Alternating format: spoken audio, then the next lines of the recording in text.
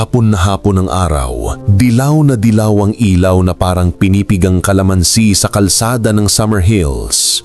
Sa may arko ng gate, nakasabit ang tarpaulin Summer Event na may palapa at dagat sa disenyo, pero sa mismong bungad ay walang buhangin, semento at anino ng mga palmera lang. Doon pumarada si Aling Nena. Suot ang puting blusang malutong at nakatali ang buhok sa lumang panyo. Bitbit niya ang bilaw na mabilog, puno ng sumang binalot sa malinis na dahon ng ibus. Makinis ang pagkakatupi at may amoy ng niyog at asukal na bagong horno. "Magandang hapon po," sabi niya. Mahinahong lumapit sa gate. "Paparaanan niyo sana ang suman ko. Panghanda sa event, pangmeryenda ng mga bata. Di ako maniningil agad, tikim muna." Bago makasagot ang guard, sumulpot si Marco, ang events chairman ng homeowners. Madilim ang kilay, lansyado ang kwelyo at ang daliri ay parang nanunuro kahit hindi pa nakataas. "Hoy, Nay!" bungad niya. "Ilang beses ko bang sasabihin? Bawal magbenta dito, hindi to palengke." May mga nakatayo sa likod, naka-cellphone, nakangising parang nakakita ng esenang matagal nilang hinihintay. "Sige po, kung bawal, dito na lang sa labas." Mahinahong sagot ni Aling Nena, hindi kumikibot ang mata. "Hindi naman ako mangiistorbo. May nagpa-order din sa loob, sabin mga kasambahay." "Kasambahay? Ay nako, sabat ni Marco. Kayo rin ang gumugulo sa event. May permit ka ba? May booth ka ba? Kung wala, umalis ka, bago pa ako magpatanod." Natawa ang ilan. May nagsabi pang, "Viral to!" Sabay angat ng kamera para mas klaro ang kuha ng pagturo ni Marco at ang basgag na bigat ng bilaw sa braso ni Aling Nena. Pati ng araw tila nakisawsaw, matapang ang siklap sa pinsgi ng matanda at sa kinis ng mga suman na parang nakabantay. "Pasensya na po." Mahina at buo ang boses ni Aling Nena. "Pang-allowance lang ng apo ko. Entrance exam niya sa Lunes. Kung ayaw nyo, hindi ako pipilit. Pero wag naman sana tayong magtaboy na parang aso." "Andoy!" sigaw ni Marco sa guard. "Pakilabas yan. Diyan sa kanto, magbenta ka. Wag dito sa mata ng bisita." At itinuro niya, malapit sa mukha ni Aling Nena, ang daliring matulis, parang karayom na may lamig. Sa pag-ikot ng bilaw para umalis, kumiring ang sariling konsensya ng ilan. "Bakit naman ganyan?" bulong ng isang beki sa tabi. "Mukhang masarap pa yan kaysa sa food truck nyo." Pero mas malakas ang bulungan ng iba. "Rules daw kasi." May dalagang naka-ID na intern sa resort sa kabilang baryo, si Jessa, ang hindi nakatiis. Nakuhanan niya ang buong pangyayari, ang pagturo, ang bawal, ang mukha ni Aling Nena na hindi salag, hindi galit kundi malalim ang litid ng dignidad. In-upload niya iyon sa TikTok at FB na may caption, "Pinagtabuyan si Lola sa summer event, bawal daw ang kabusugan sa mga may ticket." Bago pa makatawid si Aling Nena sa kanto, humahabol na ang mga komento. #Suman ni Lola, #Huwag taboy ang tita ng bayan, #Masustansya sa rules. Bago tayo magpatuloy sa ating kwento, i-comment sa ibaba kung saan lugar kayo nanonood para malaman ko kung saan umabot ang video ko. Kung baguhan ka pa lang sa channel ko, huwag kalimutang i-like at i-hit ang subscribe button at pindutin ang notification bell para updated ka sa mga episodes ng inspiring stories ko araw-araw. Sige, tuloy natin ang kwento. Kinagabihan, hindi na humalo ang tunog ng kuliglig sa bahay ni Aling Nena. Pinalitan nito ng tunog ng cellphone na hindi tumitigil sa pag-vibrate. "Nay, tingnan niyo po," sigaw ng apong si Tintin, nakaturo sa screen. Lumulungdag ang numbers ng views. May food vlogger na nag-comment, "Nasaan po si Lola? Gusto naming tikman." May nag-PM, "Pwede pong 100 packs bukas." May taga-TV pa, "Pwede pong ma-interview." Napaupo si Aling Nena sa bangko sa harap ng dapugan. "Diyos ko," tawa iyak niya, "kailangan magbabad ng malagkit." 4:00 pa lang ng madaling araw, gising na ang buong bakuran. Si Tintin at si Bebang, kapitbahay, nagbalad ng ibos. Si Aling Nena ang nagmamando sa tamang tupi. Dapat pantay ang buntot, mahigpit ang pagkakayapos at ang lubid ng dahon ay parang itinatali mong panalangin. Sa kawa, kumukulo ang tubig. Ang nyog ay ginadgad at piniga, sumasayaw sa kawaling may arnibal at latik. "Oh, yang latik, wag sunugin," sabi ni Aling Nena. "Ginto yan sa dulo." Sa mesa, may pampletong puti, Summer Shores Resort, Grand Reopening. Nakalagay ang pangalang Celeste del Rosario, may-ari. Hindi alam ni Aling Nena na mismong poster na iyon ang magpapasok ng hangin sa kwarto niya kinahapunan. Dahil habang kumakain ng tanghalian sa resort, si Celeste, nakabarong pambabae, mapanuri ang mata na sanay sa mundo pero marunong umuwi sa kusina, napanood ang video ni Jessa. Naalala niya ang Pasko sa Lukban kung saan ang lola niya ay nagbalot ng suman sa bilaw at nagkudkod ng nyug sa likod bahay. Ganon ang tahi ng dahon, ganon ang kapreskong singaw ng katatapos na almirol. Find me that, Lola. Now, bago pa tayo maging event na puro tarp lang, sumakay ang van ng resort kasama si Jessa na nanginginig pa ang kamay sa kaba at dumiretso sa barangay ni na Aling Nena. Nadatnan nila ang bakuran na parang maliit na pabrika ng Pag-asa. Nakasabit ang mga balot sa patpat, nagbubulungan ang mga kapitbahay sa ritmo ng pagtupi. At sa gitna, si Aling Nena, pawis pero matikas. "Ako po ba si Celeste?" Bungad niya, natatawa sa sariling kabado. "Ako po si Celeste," sagot ng bisita, sabay abot ng kamay. "Pwede po ba akong umorder ng 1,000 piraso at ng kwento nyo?" Napadilat si Aling Nena. 1,000 ay parang 7 buwan na pagod sa palengke. Pero ngayon, maaari palang ibukas ang pinto. "Kaya," sagot niya, tuwid ang likod, "pero kailangan ko ng tulong ng barangay." "Kami na po," sabat ni Kapitan na kanina pa nanonood.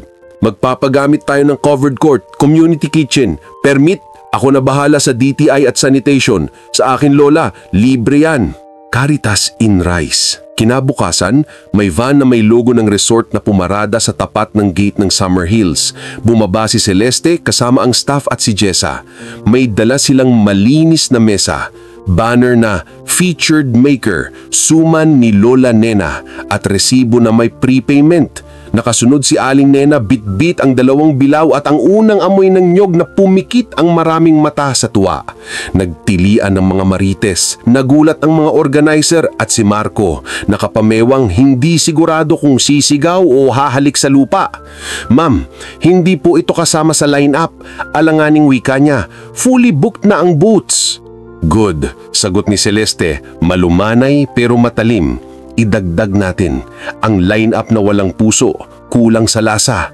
Nagbaraha ang sandali, parang 2 alon na magtatama. Pero tulad ng lahat ng nagugutom na komunidad, mas mabilis ang amoy kaysa argumento. Nagsimula ang pila. Hindi mo na kailangan ng marketing kapag ang unang kagat ay may latik na kumikinding sa dila. "1 dozen po, akin na yung may latik. Para kay nanay, di makapunta." Sunod-sunod, may vlogger na sinigaw, "Guys, this is the viral suman." At may nanay na nag-uwi ng tig 2 piraso para sa 2 anak na nasa bahay. Sa gitna ng pakainan, lumapit si Marco, huminga ng malalim at tinanggal ang salamin. "Lola," simula niya, mababa ang hulo, "patawad sa kahapon. Nabulag ako sa rules. Kung pwede, mula ngayon, ako na ang mag-aasikaso ng permits nyo tuwing may event. Libre. Kami ang maghahanap ng lugar para sa mga lokal na nagtitinda. Hindi na kayo itatabi sa kanto." Tinitigan siya ni Aling Nena. Hindi talim, hindi rin malambot. "Anak, ang rules, gaya ng dahon ng ibus. Kapag sobrang higpit, pumuputok.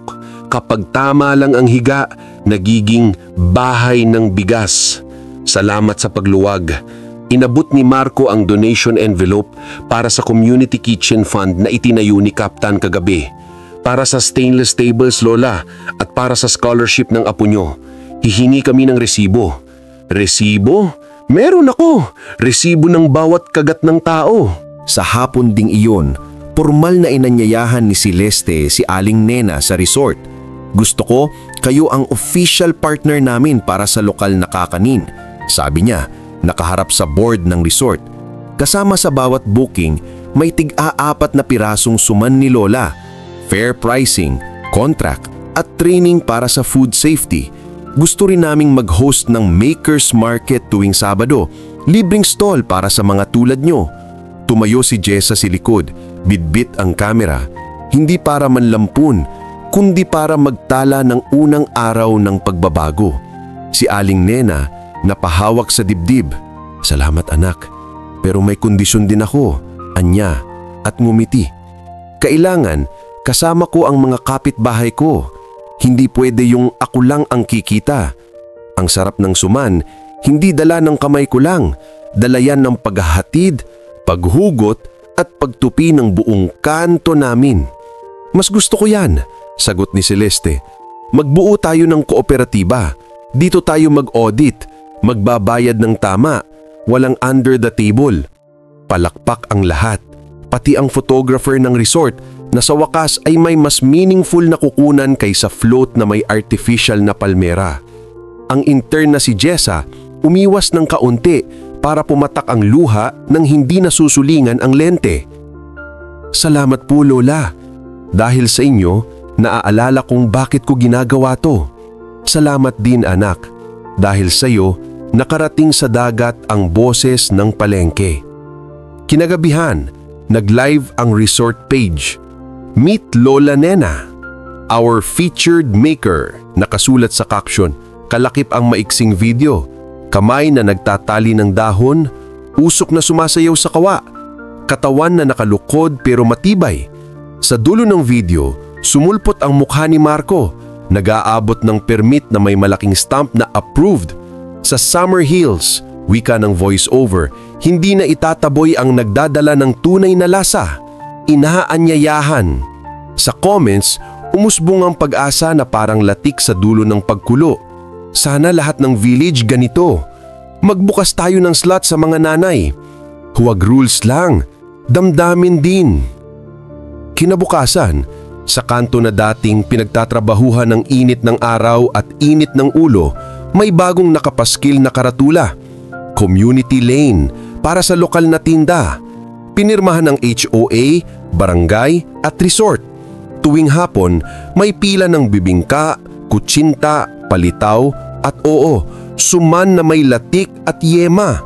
Ang guard na dating kinakabahan sa memo ay ngayon mas abala sa pag-abot ng tubig at pagbati ng magandang hapon po. Si Marco, kung mag-inspeksyon, mas madalas ang tanong kaysa utos. May kulang pa ba sa kuryente? Kumusta ang resibo nyo? At kapag naaalala ng mga tao ang viral na pagtuturo noon, ang itinuturo na nila ngayon ay pamilihan ng pag-asa. Diyan ang pwesto ni Lola. Sa resort, ang almusal ng mga bisita ay may 4 na pirasong suman ni Lola sa platong pupi. 2 para sa damit, 2 para sa kwento. May card sa tabi, gawa ng kooperatiba ng Pampang, hinango sa niyog at lakas ng magkapitbahay. Sa likod ng card, maliit at payak ang sulathando ni Lola Nena. Kung may sobra kang saya, iwan mo rito. Iuuwi namin sa mga batang nangangarap. At totoo, may drop box sa lobby, may libreng gatas at papel para sa mga estudyante ng barangay ni Tintin. Tuwing Lunes, may taong humahakot ng donasyon, hindi para mag-post, kundi para magpuno ng bag. Isang hapon, nagbalik si Celeste sa village. Summer event ulit. Pero mas maliwalas ang hamin, mas marunong ang mga mukha. Lumapit siya kay Lola Nena na abala sa pagtupi. Kumunot ang mata sa liwanag. Nay, biro, wala na akong maipapangako kasi tinutupad nyo na. Nagkatawa na ng nakarinig. Napatingin si Aling Nena sa araw na paalis na sa bubong ng gate. Parehong araw, ibang mundo. Hindi ko rin ito maipapangako noon, pero sinimulan nyo akong pinakinggan. Sa malayo, may tumakbong bata, si Tintin, bit-bit ang sobre ng entrance exam. Lola, pasado ako! Sigaw na sinagot ng buong kanto. Woo! May kumislap na luha sa mata ni Marco, nagpalakpak si Jessa sa gilid at ang guard na dating tahimik ang ngiti ay ngayon maingay na sa saya. At kung dadaan ka sa gate ng Summer Hills isang hapon na tulad nito, maririnig mo pa rin ang tunog ng tawa at kalansing ng kahon ng donasyon. Ngulit mas tatama sa ilong mo ang amoy ng niyog na nagiging alaala. Sa tabi ng tarpaulin na summer event, may isa pang poster na mas maliit, mas totoo. Huwag itatabuli ang nagdadala ng ulam. Iupo sa mesa. Sa ilalim, pirma ng lahat. Homeowners, barangay, resort, at ng mga pamahalan na dati ay nasa comment lang. At sa bawat suman na lalapag sa palad mo, may latik na bahagyang mapait at mas matamis sa dulo. Paalala na pwedeng gawing recipe ang hiya, haluan ng kabutihan, pakuluan sa sama-samang lakas, at sa huli ay ipamahagi ng pantay-pantay. At dito nagtatapos ang ating kwento. Anong aral ang iyong napulot? I-comment mo sa ibaba. Huwag kalimutang mag-like at mag-subscribe. Ang suporta nyo ay ang inspirasyon ko. Kita-kits ulit bukas, kaya stay tuned.